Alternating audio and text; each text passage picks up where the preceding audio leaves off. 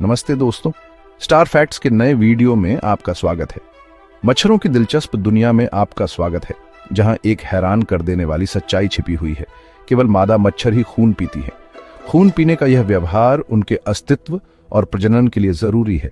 अपने अंडों को पोषण देने के लिए उन्हें प्रोटीन और आयरन से भरपूर खून की आवश्यकता होती है। कल्पना कीजिए कि आपके सिर के चारों ओर एक मच्छर भिनभिना रहा है। यह एक मादा मच्छर हो सकती है जो अपने आने वाले बच्चों के लिए भोजन की तलाश में है। हालांकि हम उन्हें झुंझलाहट में भगा सकते हैं, लेकिन उनका खून की तलाश जीवन के जटिल जाल का एक अनिवार्य हिस्सा है। मादा मच्छर की खून की तलाश जानवरों के संसार में मातृत्व की एक उल्लेखनीय कहानी है। एक बार जब मादा मच्छर प्रजनन कर लेती है तो उसे अंडे के उत्पादन के लिए प्रोटीन की आवश्यकता होती है। खून का एक बार पर्याप्त मात्रा सैकड़ों अंडों के लिए पर्याप्त प्रोटीन प्रदान कर सकता है।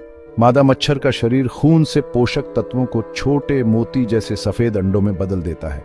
ये अंडे स्थिर पानी में दिए जाते हैं, जहां से लार्वा निकलते हैं। खून से मिलने वाले प्रोटीन के बिना यह पूरा जीवन चक्र असंभव होगा।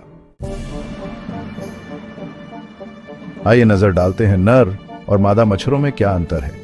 सबसे स्पष्ट अंतर उनके मुंह के हिस्सों में है।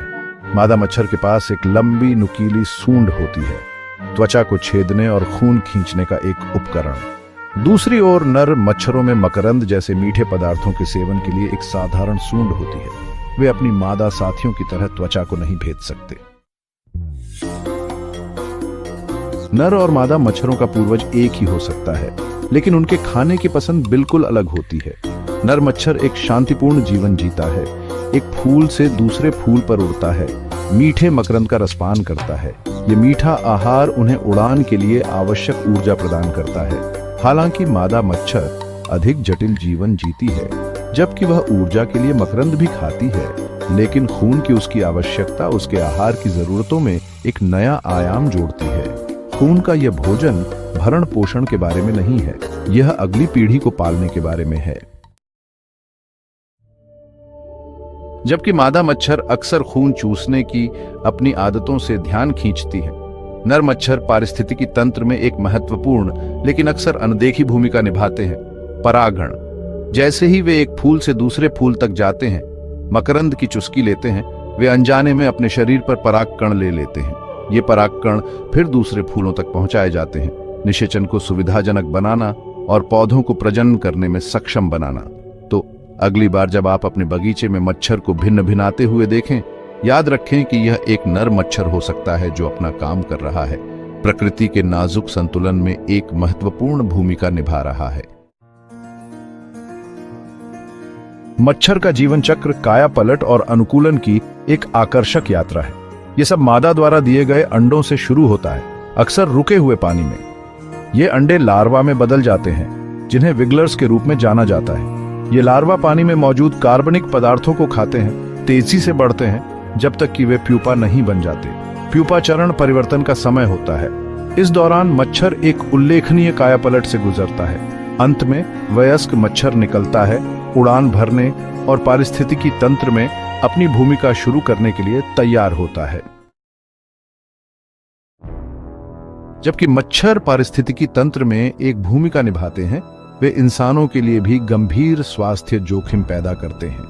मादा मच्छर खून की तलाश में कई तरह की बीमारियां फैला सकती हैं, जो उन्हें धरती के सबसे घातक जानवरों में से एक बनाता है। मलेरिया, डेंगू बुखार, जीका वायरस और वेस्ट नाइल वायरस मच्छर के काटने से फैलने वाली कुछ गंभीर बीमारियों के उदाहरण हैं।